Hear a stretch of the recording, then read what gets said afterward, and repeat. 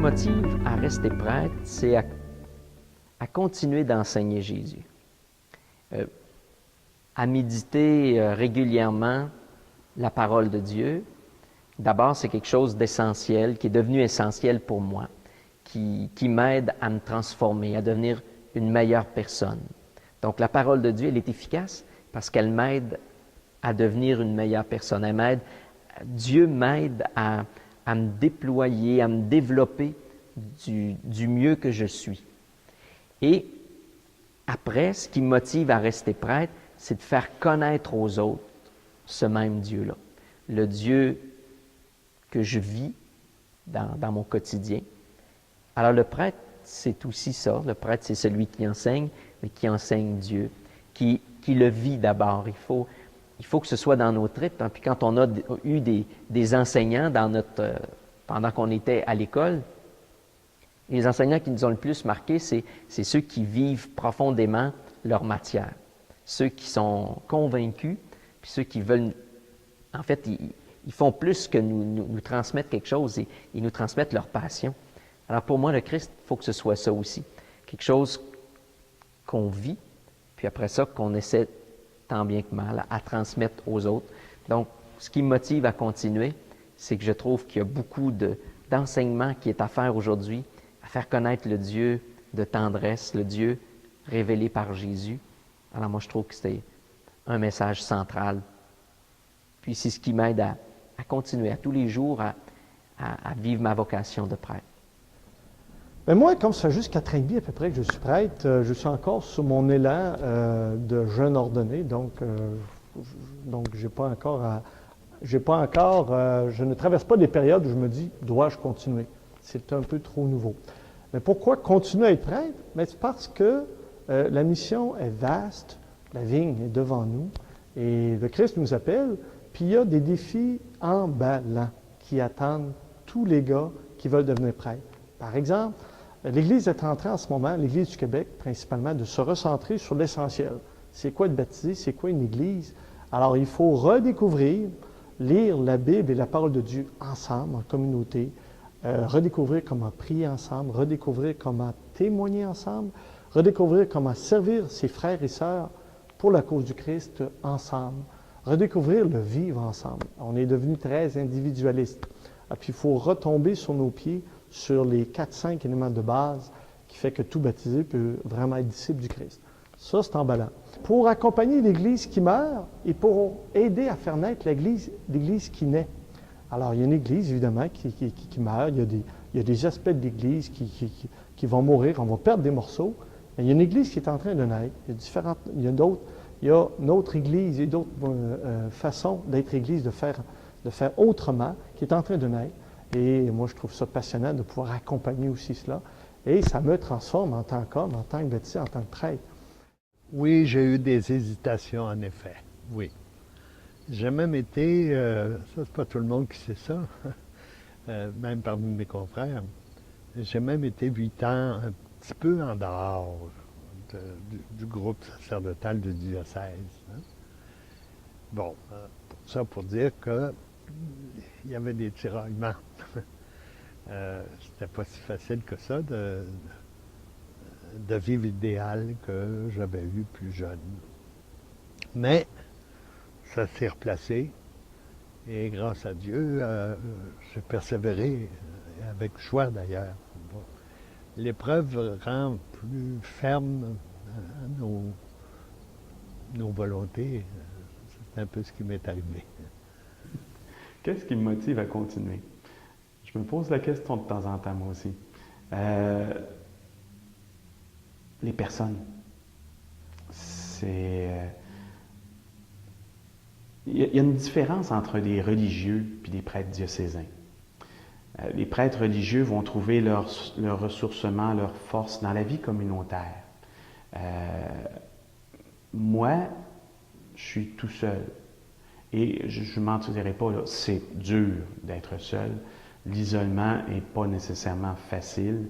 On doit se donner des moyens pour se soutenir entre confrères. Mais ma famille, c'est pas d'abord mon papa, ma maman, mon frère, ma soeur. Ma famille, pour moi, ce sont mes confrères prêtres. Quand mon père, ma mère, mon frère, ma soeur vont être décédés, qu'est-ce qui va me rester comme famille au monde? Ça va être mes confrères prêtres. Qu'est-ce qui m'incite à continuer? Ben, c'est que moi, personnellement, je trouve que je suis heureux dans ce que je fais.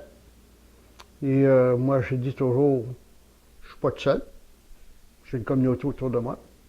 Il y a des gens qui nous accueillent, des gens qui nous bousculent de temps en temps, mais ça fait partie de la game.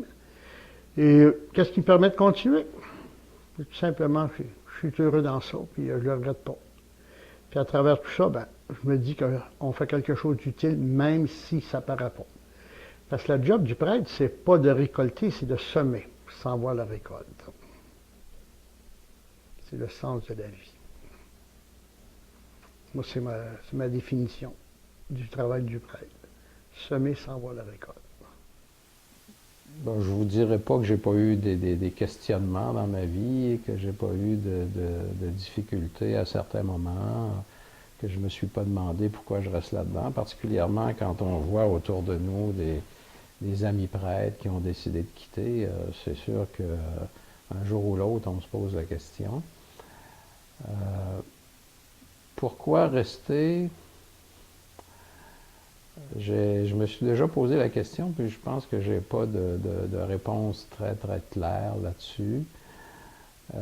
Sinon, qu'il y avait un engagement primordial, un engagement que j'avais pris, je pense, avec lucidité, puis avec pleine liberté. Et j'ai toujours trouvé le moyen, finalement, de continuer malgré les difficultés du moment qui pouvaient se présenter.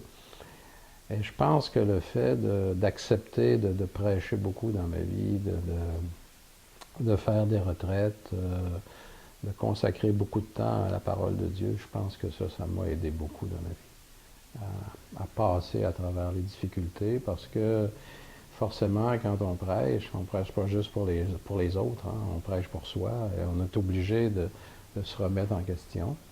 Donc ça, je pense que ça m'a vraiment beaucoup aidé à passer à travers les difficultés de la vie. Bien, ce qui m'a motivé, bien, j'étais heureux dans la prêtrise.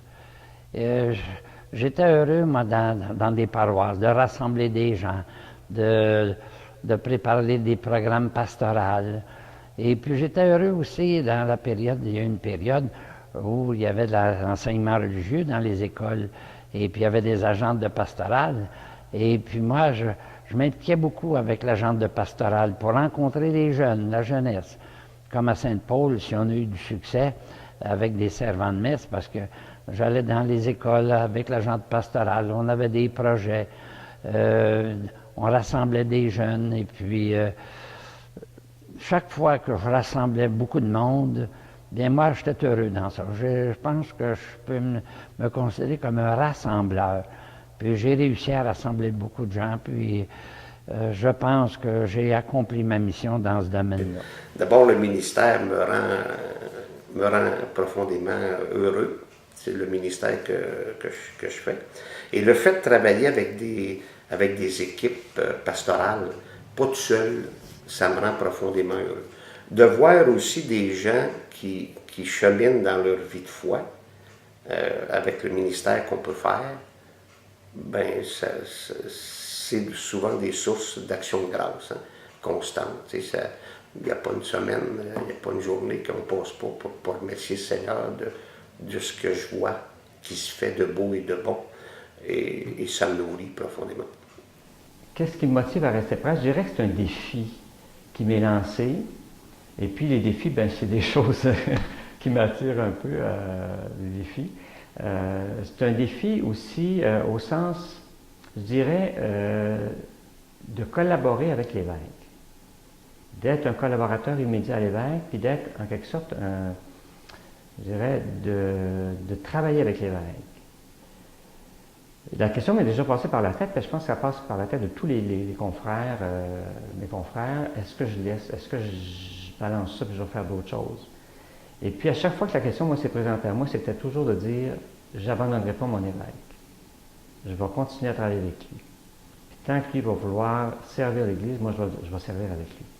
Parce que ça, c'est un élément fort dans ma vie, dans mon discernement vocationnel aussi, c'était, je vais servir l'Église, mais je la sers à travers l'évêque, qui est le pasteur de l'Église, en quelque sorte, aujourd'hui. Je suis un successeur des apôtres. Pour moi, c'est un élément fort, ça, de ma vocation. Puis je dois dire que dans ma vie personnelle, dans mon adolescence, entre autres, je me souviens que ce qui m'interpellait beaucoup, c'était de faire équipe avec d'autres personnes, de faire un travail d'équipe. Et moi, j'ai le sentiment que le ministère de prêtre, c'est pas un ministère, c'est pas un service qu'on fait tout seul dans notre coin, c'est pas un service qu'on fait de façon isolée aussi par rapport à une communauté. C'est pas moi, Guy Saint-Cartier, qui est le grand chef de la communauté, mais c'est vraiment un travail d'équipe, non seulement avec l'évêque, avec les autres prêtres, puis aussi avec les membres de la communauté qui désirent s'impliquer et faire quelque chose aussi. Je me dis, il y a un mystère dans la vocation. Aujourd'hui, je me regarde et je me dis, je regarde les confrères qui ont laissé. Comment ça se fait que moi, je reste debout? Je ne me considère pas meilleur que les autres. C'est là que tu vois qu'il y a vraiment un mystère dans la vocation. Et Jean-Paul II dit que quand on célèbre un anniversaire, il faut le faire en toute humilité parce que c'est un don. Hein. Ça vient de Dieu. Les gens ne liront peut-être jamais l'Évangile, mais il faut qu'ils voient des gens vivre l'Évangile. Le chrétien, surtout le prêtre, c'est un Évangile en acte. Il ne voit pas l'Évangile, mais il nous voit vivre. S'il regarde le prêtre, hein, qui vit sa vie de prêtre avec beaucoup d'intensité, de ferveur, de prière, les gens, là, ils ont des antennes, hein, puis ils nous regardent, puis si tu n'es pas à ton affaire, ils le voient. Si tu n'es pas là, pris dans ton, vraiment dans ta mission, tu n'es pas engagé.